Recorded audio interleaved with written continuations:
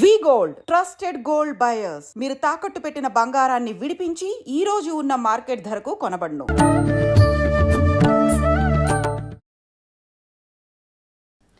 నమస్కారం, welcome to I dream. ధర్మ మార్గం విత్ విజిత కార్యక్రమానికి స్వాగతం.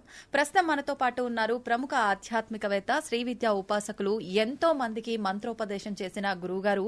ఆయన మంత్రోపదేశం కోసం, ఆయన ఉపాసన శిక్షణ ఇవ్వడం కోసం ఎంతో మంది ఎదురు చూస్తూ ఉంటారు. ఇప్పటికీ ఎంతో మందికి ఆయన ఇప్పటికే మంత్రదీక్షను ఇవ్వటం జరిగింది. ఇప్పుడు వారితో మాట్లాడి మనం మంచి మంచి విషయాలు తెలుసుకునే ప్రయత్నం చేద్దాం. వారే గురు కరుణామయ్య గారు. ఇప్పుడు వారితో మాట్లాడిద్దాం. నమస్కారం గురుగారు. నమస్కారం. బాగున్నారా? బాగున్నాను, మీరు ఎలా ఉన్నారు? అమ్మదే వల్ల బ్రహ్మాండంగా అంతే, మీరు ఆ మాట అనగానే మాలో జోస్ వచ్చేస్తుంది. గురుగారు, ప్రతి ఒక్కరు కూడా అనుకుంటారు, అంటే భగవంతుణ్ణి ఎంతో భక్తితో పూజిస్తాము, మనసులో అంటే కోరికల కోసమే అని కాకపోయినా ఖచ్చితంగా భగవంతుడు ఉన్నాడు, మాకు ఆయన ఆ కోరిక నెరవేరుస్తాడు, ఆ కష్టం నుంచి గట్టెక్కిస్తాడు అని చెప్పి వేడుకుంటాం, చేయాల్సిన విధానం అంతా ఆచరిస్తాం. కానీ ఆ విధానాన్ని తీర్చే ముందు, మన సంకల్పం నెరవేర్చే ముందు అమ్మవారైనా సరే, స్వామి అయినా సరే చాలా పరీక్షలు పెడుతుంటారేమో అనిపిస్తుంది. నిజంగా అలా పరీక్షలు పెడుతుంటారంటారా? పరీక్షలు పెట్టి అవి పూర్తయిన తర్వాతే ఆ కోరిక నెరవేరుతుందంటారా? ఇది అంటే నాకు కూడా అనిపించింది పర్సనల్ గా చాలా సార్లు. ఇది వాస్తవం అంటారా? అసలు ఏంటి? మేము మామూలుగా ఆలోచిద్దాం, ఇలా హెవీ టాపిక్ ని చిన్నపిల్లల్లా ఆలోచిద్దాం. తప్పకుండా. ఆటో క్లాస్ చదివి వాడికి పరీక్ష పెడతారు. అవును. ఏబిసిడీలో ఏదో. అవును. పోస్ట్ గ్రాడ్యుయేషన్కి వెళ్ళి వాడికి పరీక్ష పెడతారు. ఆటో క్లాస్ వెళ్ళేవాడు మామూలుగా ఏదో హలో హలో అని దేవుని పలకరించి ఒక అగరబత్తి వెలిగించేవాడు అనుకోండి.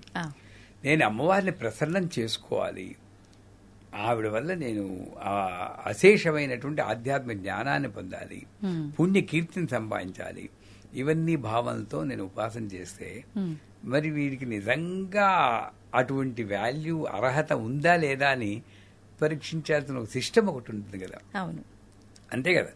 సో అర్హతను నిర్ణయించడం కోసం ఒకటి. రెండోటి, a person who takes difficulty as an opportunity is a saint, who takes opportunity as a difficulty is a normal person అంట. నాకు పరీక్షని ఎవడికి పరీక్ష పెడుతుంది? ఒక చిన్న విషయం, మా గురువు గారు నవావరణ పూజని శ్రీ విద్యలో చాలా కష్టమైన లాస్ట్ పూజ అనమాట. అది న్యాయంగా చెప్పాలంటే 16 గంటల పూజ. మా గురువు గారిని censor cut cut cut cut అని ఇది ఎక్కలేదు మనకు అక్కలేదని 4 గంటలకు కుదించారు. కుదించి మాకు ఇంకా నేర్పలేదు. నాకు ఒక పుస్తకం ఇచ్చే రోజు, సుబ్బు, నన్ను సుబ్బు అని పిలుస్తారు ఆయన, సుబ్బు నువ్వు ఇది రేపు చేస్తున్నావు అన్నారు. అప్పుడు కొంచెం యంగ్ ఏజ్ కదా, ఉక్రోషం వచ్చింది. కనీసం పూజ పేరైనా చెప్తారా, మాకు టీచ్ చేయడం మాట అటుండండి, పేరైనా చెప్తారా అని అడిగాను. దీన్ని నవావరణ పూజ అంటారు, శంకరాచార్య వాళ్ళు పీఠంలో వాళ్ళు చేస్తారు. ఓహో, దానికి ట్రైనింగ్ లేదు, నేను చెయ్యాలి. రేపే మళ్ళీ 200 మంది వస్తున్నారు, కామాఖ్య పీఠంలో నువ్వు చేస్తున్నావు. ఎంత పెద్ద పరీక్ష అండి. కానీ మా గురువు గారి ట్రైనింగ్ వల్ల, మా అమ్మ ఇచ్చిన ట్రైనింగ్ వల్ల ఏదో నాలో కెపాసిటీ లేకపోతే మా గురువు అంత పరీక్ష పెట్టడు, ఆయనే ఇస్తాడు స్ట్రెంగ్త్ అన్నారు. మార్పు నాలో వచ్చింది. సూపర్. నేను చెయ్యాలి పరీక్షలా పెట్టుకోలేదు, నేను ఒక ఛాలెంజ్, ఒక అవకాశం తీసుకుని నేను ఎలాగైనా సరే దీన్ని సాధించాలని ఆ రాత్రంతా ఫిజిక్స్ కెమిస్ట్రీ చదివినట్టు చదివేశాను. మర్నాడు చేసి 200-300 తప్పులతో చేస్తుంటాను. బట్ ఎలా చేసేవు అన్నది కాదు ముఖ్యం సుబ్బు, చేసేవా లేదా అన్నది ముఖ్యం, అది నేర్చుకో అన్నారు తర్వాత నెక్స్ట్ డే గురువు గారు. అంచేత పరీక్ష అన్నది లేకపోతే నీకు అసలు ఆ స్థితికి వెళ్ళడానికి వాల్యూ ఉందా లేదని ఎవాల్యుయేషన్ లేకుండా నువ్వు అక్కడికి వెళ్ళినా నీకు ఉపయోగం ఉండదు. ఇప్పుడు రామదాసే ఉన్నాడండి, రామదాస్ లైఫ్ మామూలుగా ఒక గుడి కట్టేశారు అనుకోండి, ఎక్కడైనా ఇంత గుర్తుంచుకోరు కదా. ఎంతో మంది గుళ్ళు కట్టారు. ఎందుకు గుర్తుంచుకుంటున్నాం? తానీషా అతను జైల్లో పెట్టి ఫాట్ పని కొట్టి, మరి అది పరీక్ష కదండి. పైగా ఈయనేమో పిలుస్తుంటే ఈయనకి దర్శనం ఇవ్వకుండా వెళ్ళి తానీషాకి దర్శనం ఇచ్చాడు. అక్కడ మళ్ళీ ఇంకో పరీక్ష. ఆ పరీక్షలో ఒకసారి బ్యాలెన్స్ తప్పి ఎవడబ్బా సొమ్మని కులుకుతూ ఉన్నావు నోరు దారి అనేసాడు. అనేసి వెంటనే గుర్తొచ్చి దెబ్బల కోరవలేక అబ్బా అని పిలిచాను ఎవరుకోక ఆయన పోయి తెలుసుకున్నాడు తన తప్పుని. అంత చనువు ఉండేది ఆ తరంలో.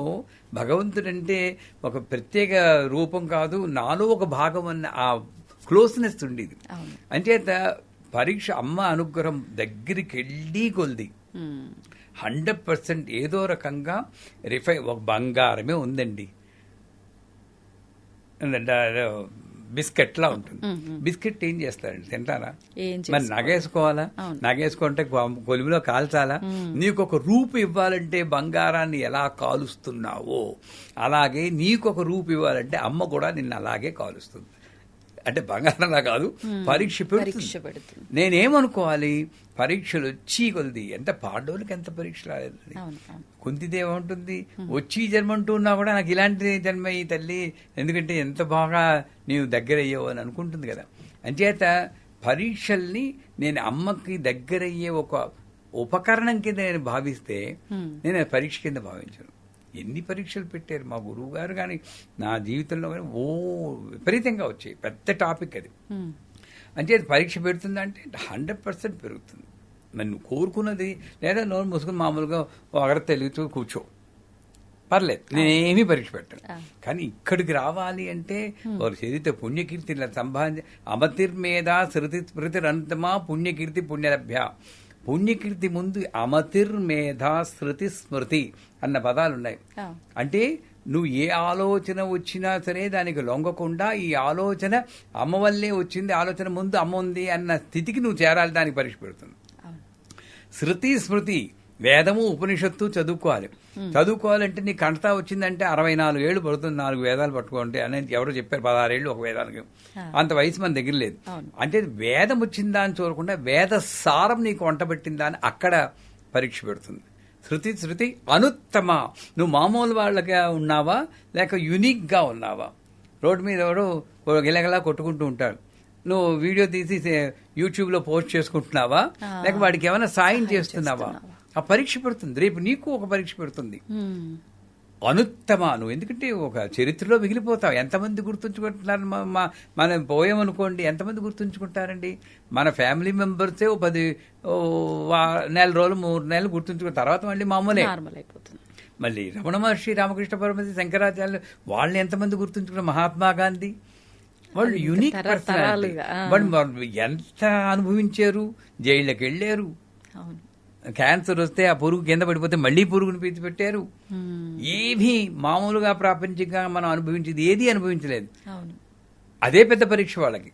చేత పరీక్ష పెడుతుందా అంటే 100% పెడుతుంది. కానీ ఆ పరీక్ష తట్టుకునే శక్తి కూడా ఆవిడే ఇస్తుందన్న నమ్మకంతో ముందెళ్తే పరీక్ష ఒకసారి దాటి అటు వెళ్ళేవా ఆ చంద్రార్కం మనం ఉంటాం. అది మాత్రం సత్యం. నా జీవితంలో మొట్టమొదటి గురువుగారికి వస్తే నేను నీ జీవిత లక్ష్యం ఏమిటంటే, చాలా రోజులు కొన్ని వేల మంది నన్ను గుర్తుంచుకుండాలి, మంచిగా గుర్తుంచుకుంటూ ఉండాలి. వీడురా ఇదిరా జీవితం అనుకుంటే అన్న జీవితం నాకు వచ్చేటట్టు అనుగ్రహించండి నన్ను. సూపర్. ఎందుకంటే నాకేం కోరికలేదు. కానీ చాలా తక్కువ ఆలోచిస్తారు ఇలా కదా గురుగారు? అంటే గురువు ఇచ్చిన అనుగ్రహం అదృష్టం అనుకోండి. అలా అదే, అంతకన్నా లేదు నాకు ఏమి. ఇప్పుడు కూడా అంతే. ఇప్పుడు నాకు తృప్తే. నేను వెళ్ళిపోయినా కూడా తరతరాలు నన్ను అనుకుంటూ ఉంటాను. నాకేం బెంగలేదు. వెనక్కి తిరిగి చూస్తే తృప్తే గానీ నాకు బెంగలేదు. ఆ జీవితం రావాలి అంటే నేను పడ్డాను, ఎన్ని పడతాం విపరీతంగా పెద్ద పెద్ద స్వామీజీలు, శంకరాచార్యులు వారు వాళ్ళందరూ పడ్డారు. అగ్ని ప్రయోగం జరిగింది ఆయన మీద. ఇవన్నీ తట్టుకుని అమ్మ అనుగ్రహంతో నిలబడ్డాడు గనుకనే ఇంతెందుకు ప్రహ్లాదుని తీసుకోండి. అవును, హిరణ్యకశిపుడు ఎన్ని హింసలు పెట్టలేదు, ఒక్కసారైనా మానేడా? మన వాళ్ళు మా ప్లేస్ లో ఉంటే బాబోయ్ సరెండర్ అయిపోతాం కదా. దేవుణ్ణే తిట్టేస్తుంటారు. చివరికి ఎలాగా సినిమాలు చూపిస్తాడు, కిందకి పడిపోతూ ఉంటే ఆ నేల మీద టచ్ చేయదాకా పట్టుకోడు. అవును, అంటే ఎంత పరీక్ష అండి అది. మరి ఇతను భక్తుడని తెలుసు, అక్కడి నుండి పడేటప్పుడే పట్టేసుకోవచ్చు కదా. కిందకి పడి దాకా నువ్వు నమ్మకం పెట్టుకుంటావా, అప్పుడే నేను దొరుకుతాను. ఇవన్నీ మనకి నిదర్శనాలు. చేత మనం మన జీవితంలో అటువంటి పరీక్షలే వాళ్ళు తట్టుకున్నారంటే ఇవన్నీ చిన్న చిన్నవే అనుకున్నామా ముందుకెళ్తాం. అద్భుతం గురుగారు, నిజంగా ప్రతి ఒక్కరు ఈ భావనతో ఉండాలి. నిజంగా ఇప్పుడు ఇది వినగానే అనిపిస్తుంది వెంటనే ఇది పాటించాలి, ఇలాగే ఉండాలి అని. మరుక్షణం నార్మల్ ఇలా అయిపోతుంది. అంటే అందరూ శ్మశాన వైరాగ్యం, ప్రసూతి వైరాగ్యం, పురాణ వైరాగ్యం ఇలా వైరాగ్యాలు ఉండకుండా నిజమైన వైరాగ్యం మనం అలవర్చుకోవాలి అని ఒక దృఢ సంకల్పం ఉంటే చాలు, ఆవిడ అనుగ్రహంతో అదే వచ్చేస్తుంది. సంతోషం గురుగారు, ధన్యవాదాలు.